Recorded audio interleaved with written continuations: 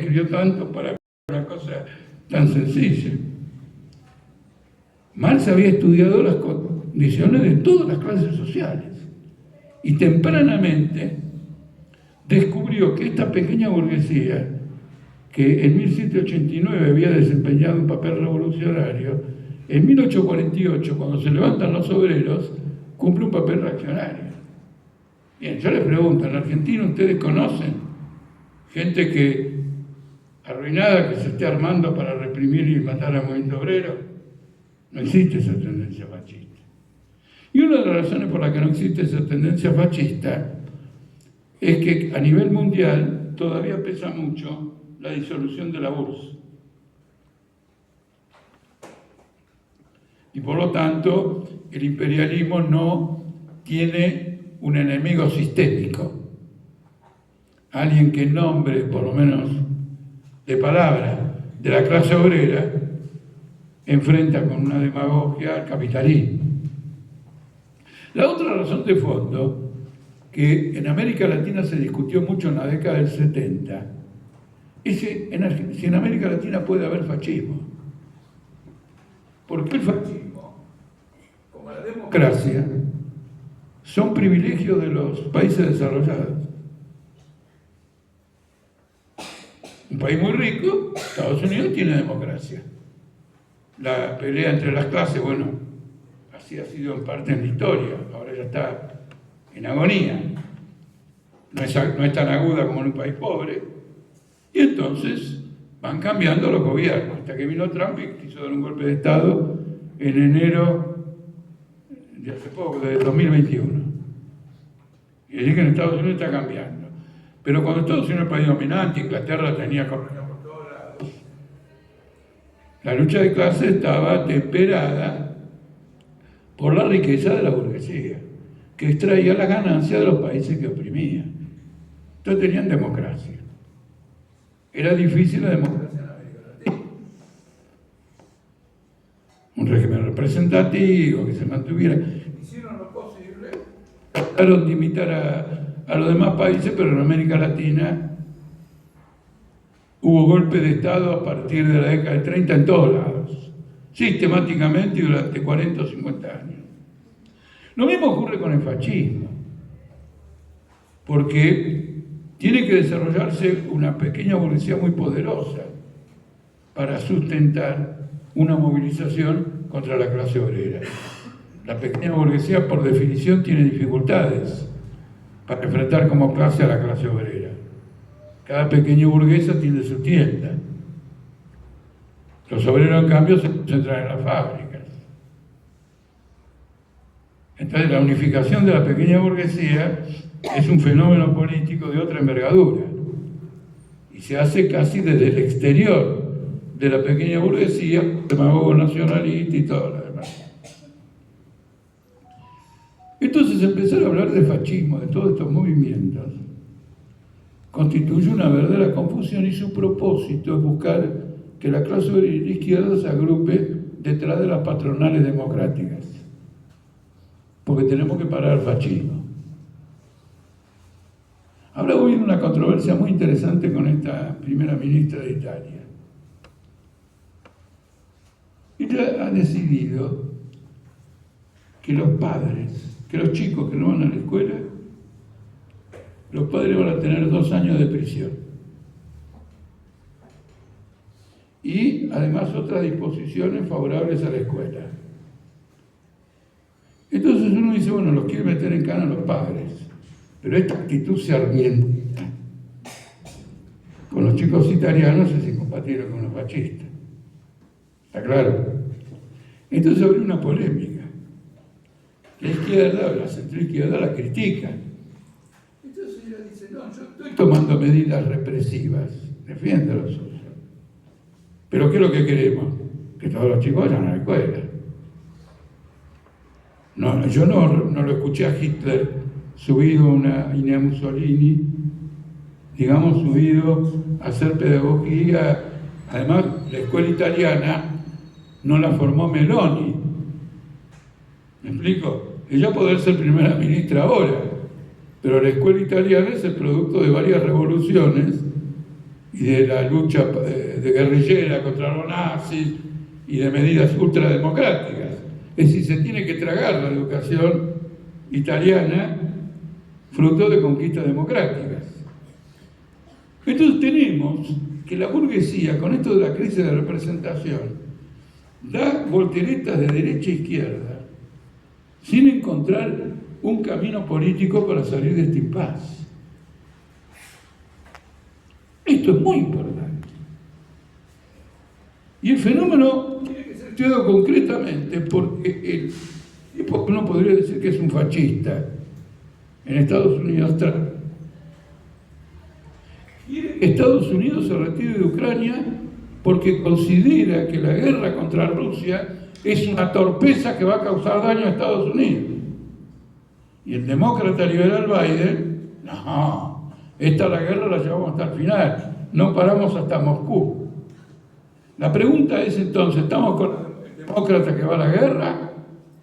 ¿O con el que todo el mundo acusa de fascista y que quiere retirar las tropas norteamericanas, no las tropas, el apoyo y el compromiso en la guerra? Bueno, no hay que estar con ninguno de los dos, por de pronto eso está claro, nosotros no vamos a estar con nadie de la burguesía, pero quiero mostrar esta duplicidad de roles que corresponde a la conciencia diferente que tienen en la burguesía norteamericana de cómo parar su decadencia.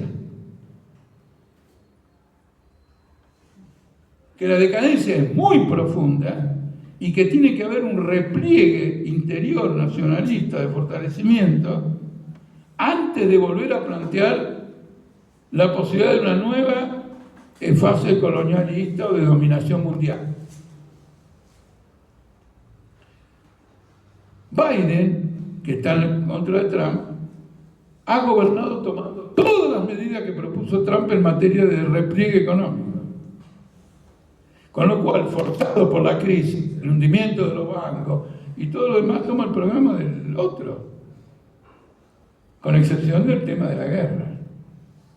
Entonces Milei, cuando uno lo escucha hablar, piensa y todo lo demás, dice, este es un misógino, es un fascista, es un reaccionario y todo lo demás, pero no expresa un movimiento fascista en Argentina. Y todavía hay que ver si va a expresar un movimiento político. Y todavía hay que ver si pasa las elecciones generales. Y hay todo un camino por delante. Pero lo principal es que toda la burguesía mundial le dice, no se puede dolarizar, Milei.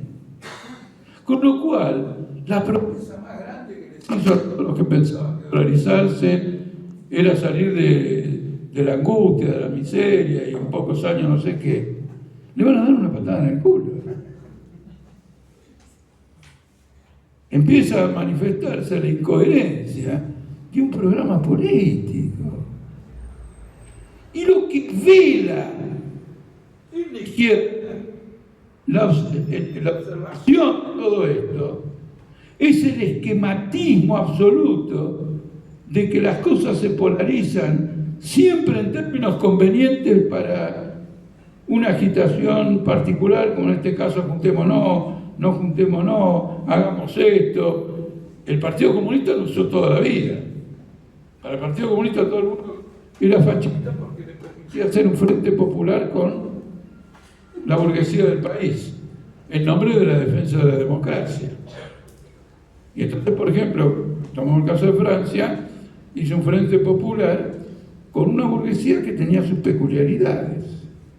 Bajo el gobierno del Frente Popular seguían matando en Argelia, Marruecos y Túnez, como bajo cualquier otro gobierno, porque nadie quería tocarlo. La burguesía republicana y el ejército republicano y el Partido Comunista y la izquierda rechazaron la principal consigna política para ganar la guerra civil, que fue la que lanzó Trump. Libertad a Marruecos, que era una colonia de España, y donde se reclutaban los soldados que combatían al ejército republicano. En cambio, Lenin destruyó todos esos mismos recursos en la Revolución de Octubre con su consigna de autodeterminación de los pueblos. Cuando se daba la posibilidad, iba con la autodeterminación de los pueblos. Es decir, Trotsky lo único que hacía era recoger una experiencia. Entonces, acá estamos ante un fenómeno absolutamente impresionante de confusión política, de temor, porque lo que están de acuerdo todos, este con la dolarización, el otro con el bimonetarismo, y Massa, que por ahora está navegando porque quiere llegar al puerto de las elecciones, es que van a hacer una devaluación gigantesca, porque dicen que quieren acumular reservas y por lo tanto premiar las exportaciones, un déficit para cortar el déficit fiscal en forma enorme, algo que está bien que lo hagan, pero que lo hagan con el 7% de exenciones impositivas a las patronales y el déficit del 1,9%. Es decir, que si le sacan las exenciones impositivas a las patronales, Argentina pasa a Qatar en materia de superávit fiscal. Va a haber que salir a la calle a festejar porque va a estar primera, porque les informo a todos, en este momento casi ningún país tiene superávit fiscal. Y el mayor déficit fiscal lo tiene Estados Unidos, que es del 10% del PBI. 10% quiere decir que es 2.500.000 millones de dólares. Esa es la bomba mundial. El déficit fiscal y la deuda de Estados Unidos. Esas son las LELIC mundiales, pero todos acaban a venir a cortar a los jubilados, a liquidar las jubilaciones, a liquidar las conquistas laborales, etc. Tienen un programa reaccionario y no tienen reunidas las condiciones de un programa reaccionario, porque eso significa reunir las condiciones que la clase obrera haya sufrido una derrota. Después que sufre una derrota pueden tener las condiciones, pero hasta que no sufra la derrota no. Por ejemplo, avanzó en las privatizaciones Menem después que derrotó a los telefónicos y a los ferroviarios, pero tampoco fue una derrota, digamos, histórica de la clase obrera, y también a los petroleros, pero tuvo 2 años de respiro, vino la crisis mexicana y el gobierno menemista se fue al diablo. Caballo y compañía mienten todo lo que dicen, lo que hicieron después de la crisis mexicana, porque salieron a emitir dinero por todos lados usando las cuentas del Banco Nación. Si ustedes quieren informarse sobre eso, lean los artículos de prensa obrera que seguramente hemos escrito nosotros en aquel momento. ¿Se entiende?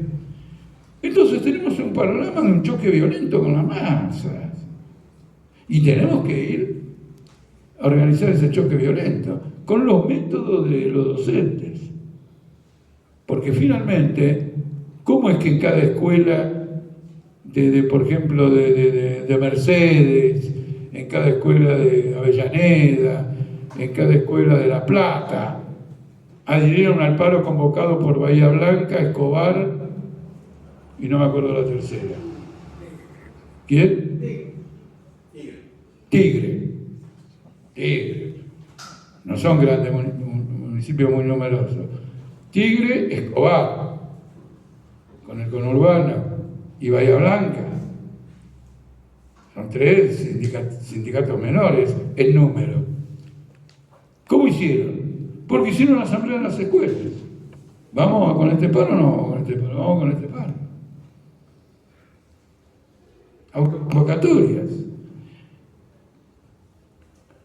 Hay un tema de método que no puedo privarme de decírselos, que es muy importante. Frente a una hiperinflación, frente a un ataque, frente a medidas contra el aumento, etc., no se trata de oponer un programa alternativo. Cuidado. Si la burguesía está en hiperinflación, la tarea de la izquierda no es decir, yo tomo estas medidas y paro la hiperinflación. No somos... La izquierda no puede ser una gestión alternativa a la burguesía. La hiperinflación debe ser una causa eficiente para hacer una revolución proletaria. Cualquier agravio del capitalismo tiene que hacerse para desarrollar la tendencia a la revolución proletaria.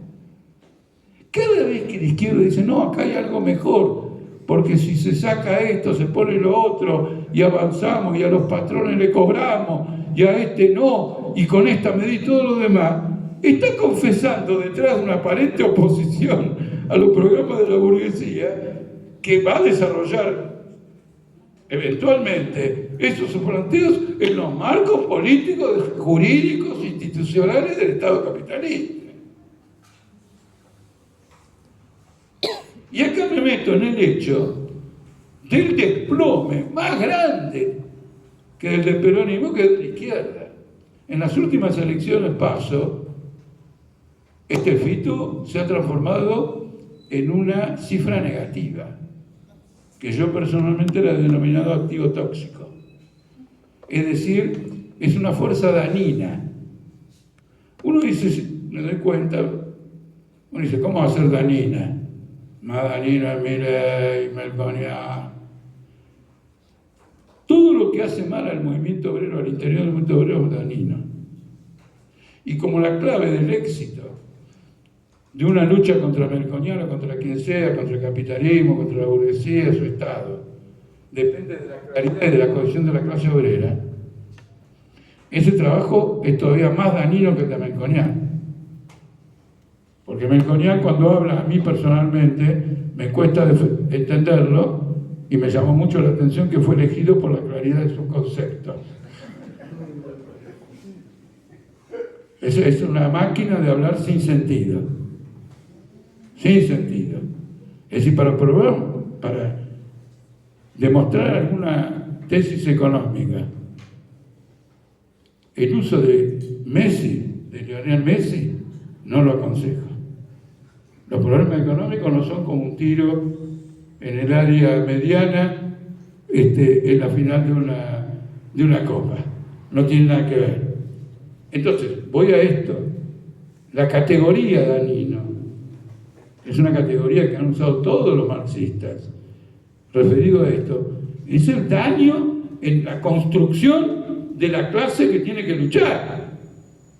No el daño de la clase opresora contra la vida, contra los salarios.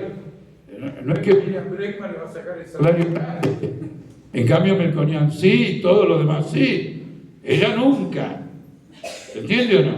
No en ese sentido. En un sentido más profundo. No les cuento lo del aparato del Partido Obrero, que han hecho un espectáculo vergonzoso en todas estas pasos contra el PTS.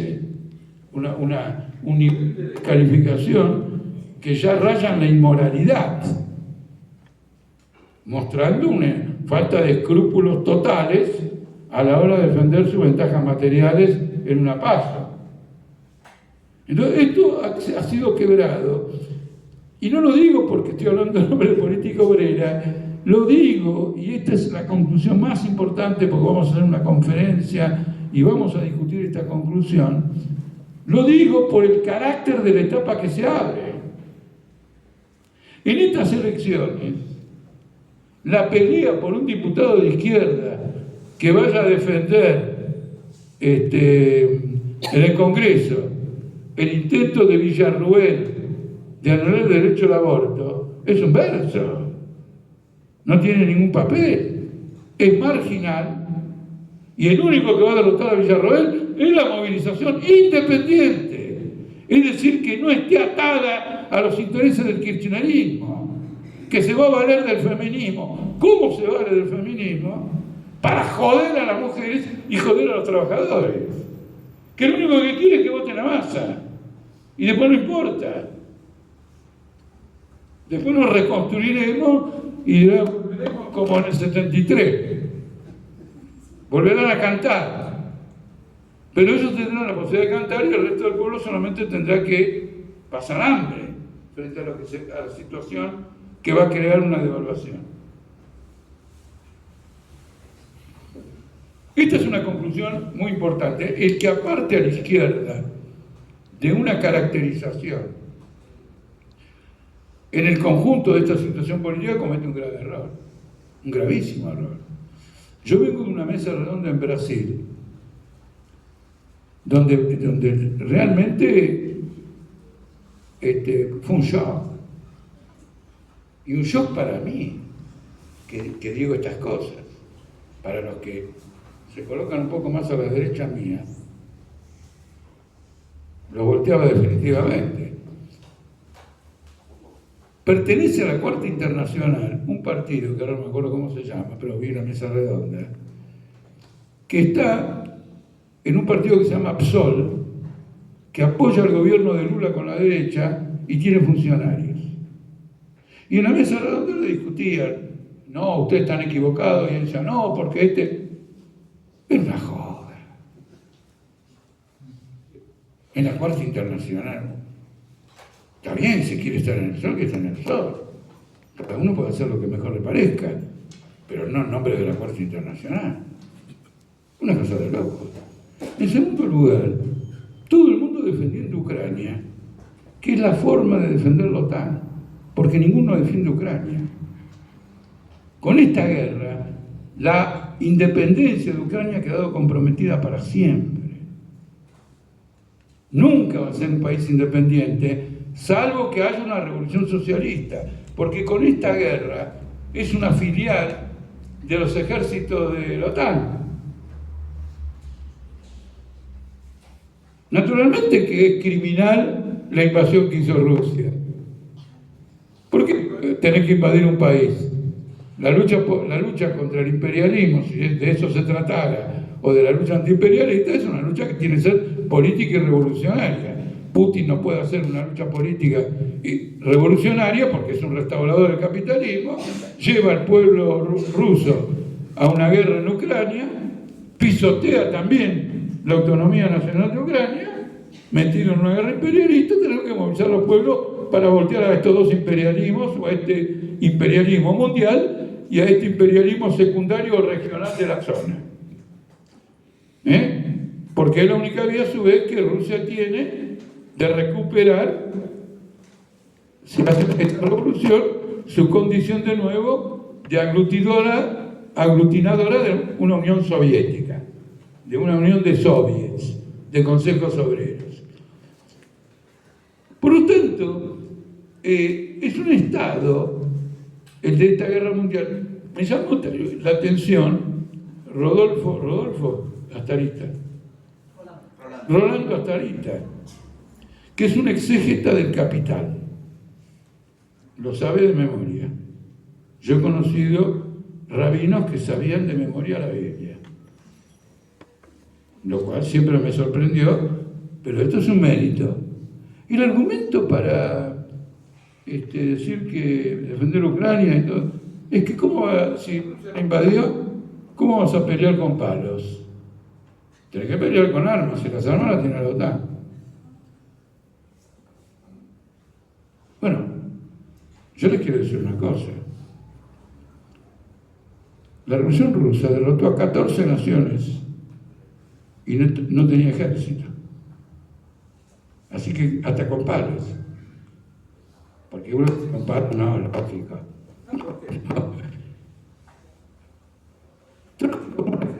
Tuvo que formar con los ejércitos. Y echó de Rusia 14 naciones. Y como en aquella época, en lugar de misiles teledirigidos, había caballería, y los obreros industriales no sabían subir al caballo, lanzó la consigna proletarios al caballo, y los tuvo que enseñar a andar en caballo porque los campesinos no querían participar, no eran la fuerza más importante para participar de la guerra. Y formó una caballería que derrotó a 14 naciones con gente que no sabía andar a caballo. Los problemas son políticos. Esta guerra viene desde el año 14. Esta guerra tiene ya no 2 años o 1 año y pico. Ya en 2014, cuando comenzaron los ataques a la zona oriental de Ucrania de parte de los gobiernos de la OTAN, ya había una guerra, lo único que faltaba es que empezaron a intervenir directamente en el terreno de otras naciones. La cuestión de la izquierda es clave, porque en la estructura de una crisis de dirección está el saber reconocer dónde está nuestra fuerza y dónde está la del enemigo. Reconocer dónde está nuestra fuerza quiere decir dónde se concentra, dónde tiene una conciencia más elevada, dónde se la puede desarrollar todavía más, en qué momento alcanzó su máximo poder. Y puede ser que todavía los enemigos sean relativamente fuertes, pero no tengan ese poder de concentración, ese poder de convicción y ese poder de decisión. Y entonces pueden derrotar a la clase capitalista.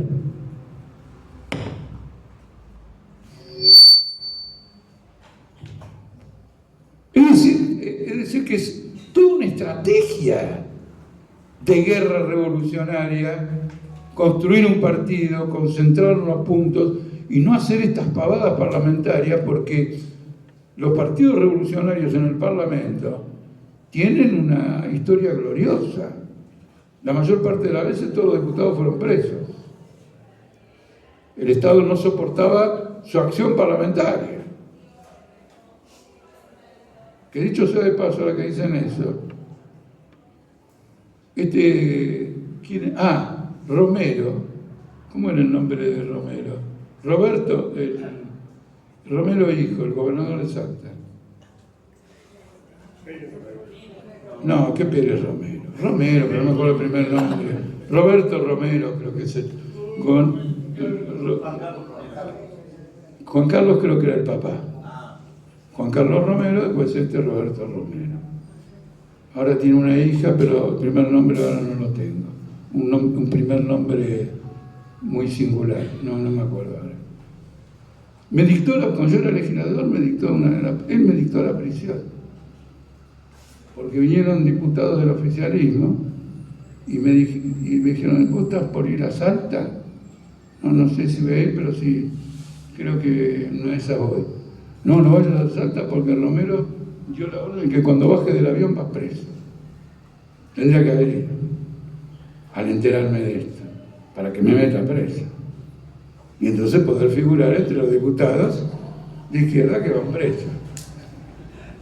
Bueno, no se dio la oportunidad de tener que ir a Salta. Pero esto que cuento es así, y me lo informó kirchnerista Eduardo Valdés, que anda con el Papa y todos esos. Entonces lo que traigo a discusión, yo venía para acá con esa impresión, lo que traigo a discusión es uno de los temas, una de las ocasiones que considero más trascendentales desde que se creó Política Obrera.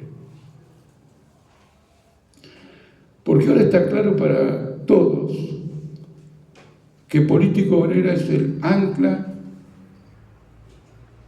de un partido revolucionario en una crisis que ahora se ve su naturaleza.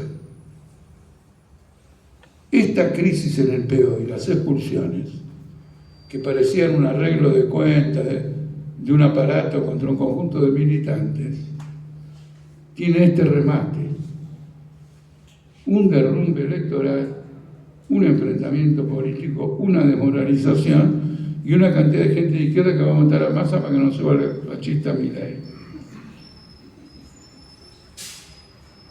Entonces ahora se entiende bien lo que estuvo en juego en esa oportunidad. Obviamente no es un problema de soberbia, nosotros entendíamos que era eso lo que estaba en juego. Porque muchas veces, ¿cómo podés ser protagonista de una crisis ignorando lo que está en juego? Pero vos podés ignorar lo que está en juego, pero lo demás, que están más distantes de esa crisis, pueden no saberlo. Esta es la profundidad. Entonces nuestra tarea es reconstruir todo el hilo revolucionario que ha tenido el Partido Obrero y antes Política Obrera, porque primero fuimos Política Obrera y después fuimos Partido Obrero. Este hilo de continuidad histórica se tiene que transformar con rapidez en la formación de un fuerte partido. Es una tarea de vida o muerte, porque objetivamente representamos en esta crisis política solo nosotros esta perspectiva que estoy señalando acá. Y en un momento crucial, porque es un momento de medidas brutales, grandes choques y crisis internacionales en Argentina, porque está también la pelea de China con Estados Unidos por la penetración dentro de Argentina. China, a fines de agosto, tomó una medida que en los círculos más vinculados al capital financiero ha provocado escozor. Al darle a la Argentina un crédito puente para pagar deudas, es la primera vez en la historia que se reemplaza al FMI por una semana.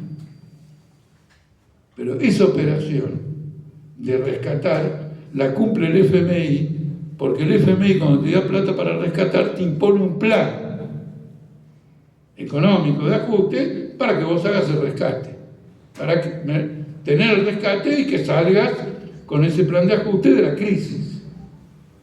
¿Entiendes? El rescate del FMI viene acompañado de un plan económico. China no. China le dio el rescate a la Argentina sin exigirle ninguna medida económica y llenó un vacío que el FMI había dejado adrede para apretar más a masa.